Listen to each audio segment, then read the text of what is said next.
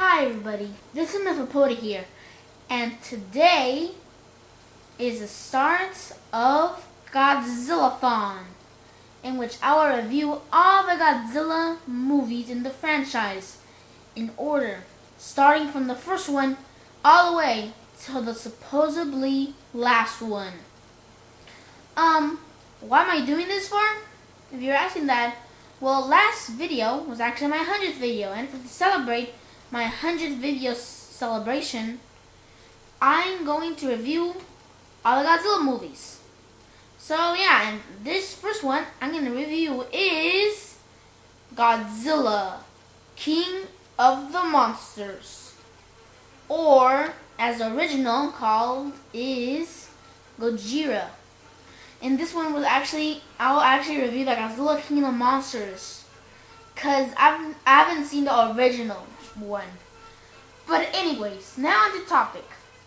So first of all, in Godzilla, King of the Monsters, we see one of the main characters called Steve Martin, or as his real name is, Raymond Burr.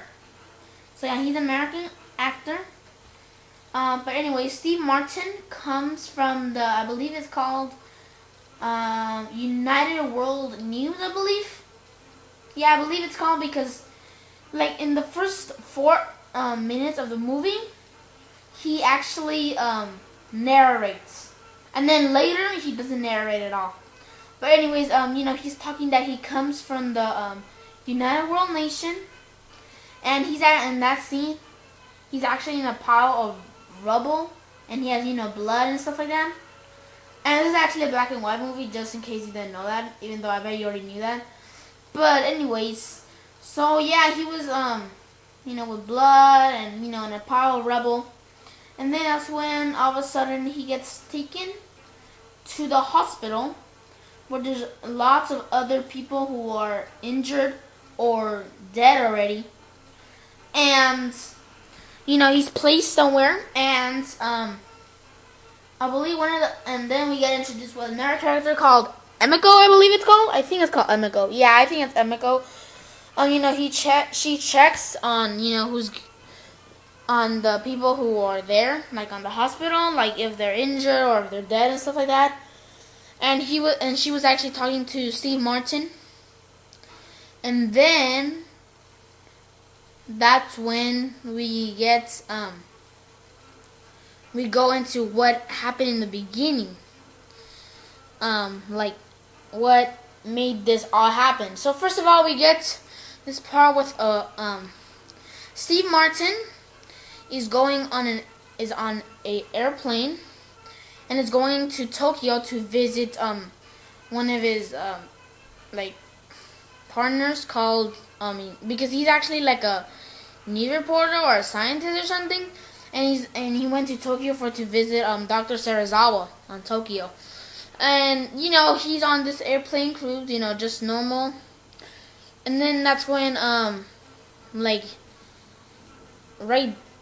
on the ocean, while he's on the airplane on the ocean, there's this people on boats. I don't know what they're doing. Maybe they're just cruising, just like that. And then all of a sudden, a big, giant, blinding light out of nowhere comes out. And, they're like all afraid of it. And then that's when all of a sudden fire on the sea comes out and burns the ship into smithereens. I mean, not smithereens, but, it's just burned up. And all the people there are dead. There's no survivors.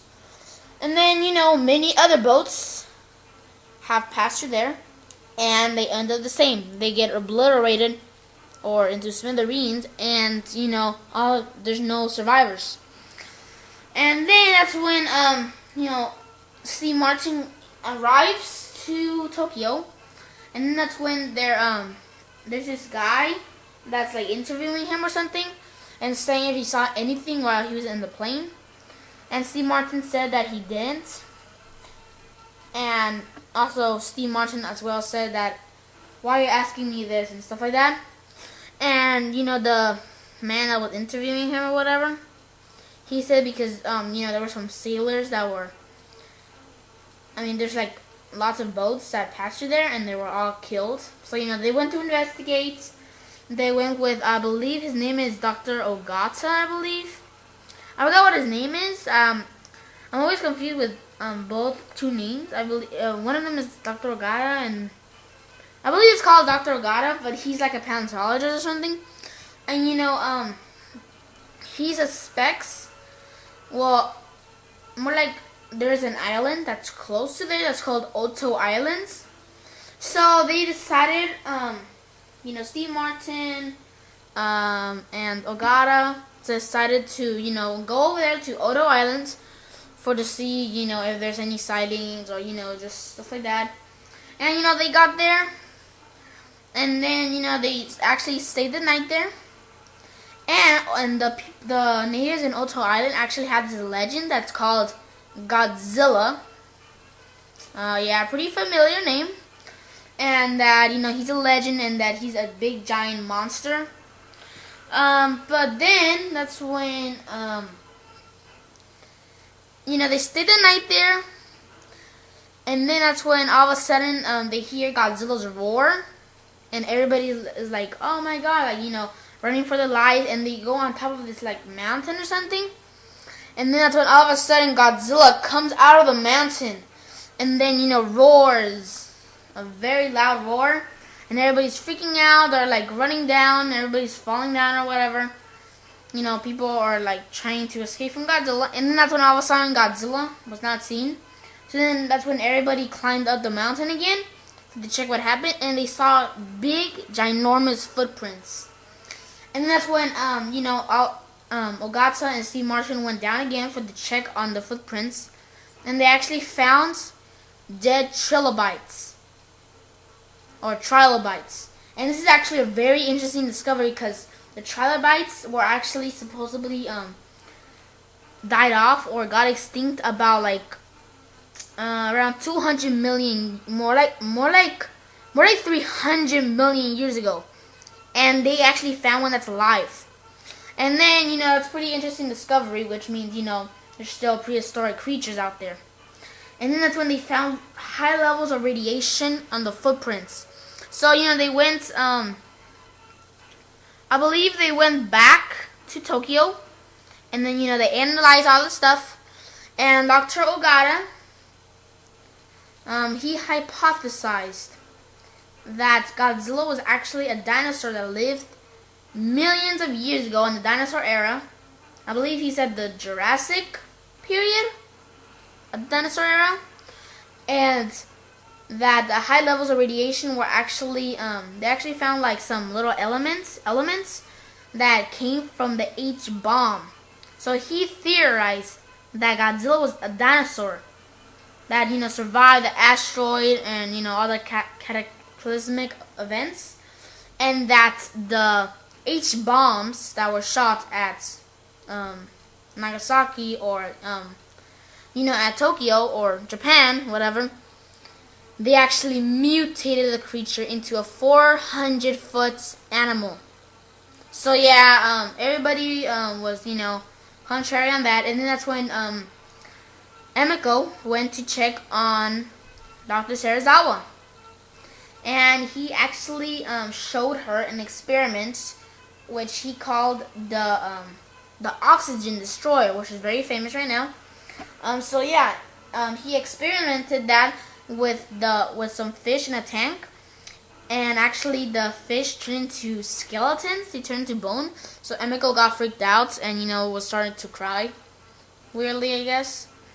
And then Dr. Serizawa told Emiko to never tell this to anybody because it's supposed to be kept as a secret. And I guess she broke her promise and told somebody about it. And then that's when they talked to Dr. Serizawa to tell them that that the oxygen destroyer should be, told to everybody before they can kill Godzilla with the oxygen destroyer. Oh, and also, while all this, Godzilla's wreaking havoc and everybody's getting killed. Yeah, pretty unfortunate. But while all this, there was this little area like Godzilla was attacking everywhere, but there was this little area in the heart of Tokyo. I mean, the heart of Japan, which was Tokyo. That place didn't got destroyed yet, but then because there was like a bunch of barriers, there was like 300 or like 3,000 like electricity plants or something. But Godzilla destroyed them all and then was attacking Tokyo, the heart of Japan. But anyways, Dr. Shirazawa agrees and then tells everybody about it. And then that's when Godzilla, after destroying, entire Japan, goes back to the ocean to sleep. And then that's when Dr. Shirazawa and some other guy decided to go underwater and finally kill Godzilla. And they do that. One of the people who went inside came out of the ocean. He survived. But Dr. Shirazawa didn't come out yet. And then that's when Dr. Shirazawa sacrifices himself to kill the menace, Godzilla. And Dr. Shirazawa was killed as well as the beast Godzilla. So yeah, and then that's when we get into Steve Martin, trapped under the rubble. And and then that's when he's carried to a hospital. And stuff like that. So yeah, that's the end of the movie.